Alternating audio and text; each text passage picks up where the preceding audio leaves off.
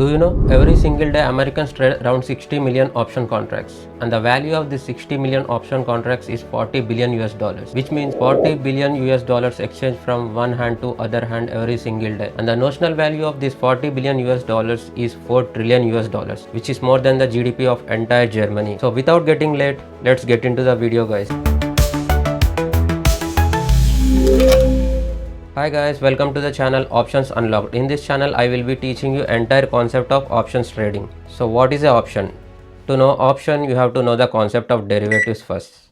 So what is a derivative? Derivative is something that doesn't have its own value. Its value is derived from something else. I'll explain this concept of derivatives using the simple example so that you can understand what is a derivative. So let's say you bought a movie ticket for $10. Here movie ticket does not cost you $10 because of the reason this movie ticket gives you access to the movie, it costs you $10. Here movie ticket is a derivative and movie is the underlying thing. So I think by now you have understood the concept of derivatives. Now let's discuss types of derivatives. Derivatives are of mainly four types. They are forwards, futures, swaps, options. Let's discuss each one using simple examples so that you can understand all these types of derivatives. Let's start with the futures first. So futures, meet Maya. She owns a coffee shop chain across Canada and USA. Meet Carlos, who owns a coffee beans farm in Mexico. Maya is so worried that coffee beans price may spike up in the next year. Carlos is worried that coffee beans price may crash and he may lose his money on the harvest. So both are worried and they both have opposite fears. So Maya calls Carlos and says, I'll buy 10,000 kilograms of coffee beans from you until next 6 months. Since Carlos is worried that coffee beans price may crash and he may lose his money on harvest, he says, I'll agree with the deal. So they both sign the contract and the contract is known as futures contract. In simple terms, futures contract is nothing but making a deal for the transaction that is going to happen in the futures, guys. I think by now you have understood the concept of futures in a simple way. Now let's get into the forward. Meet Tom. He owns a bakery and he has a requirement of wheat flour for every 3 months. Meet Singh, who is a wheat farmer. So Tom calls Singh and says, I'll buy 10,000 kilograms of wheat flour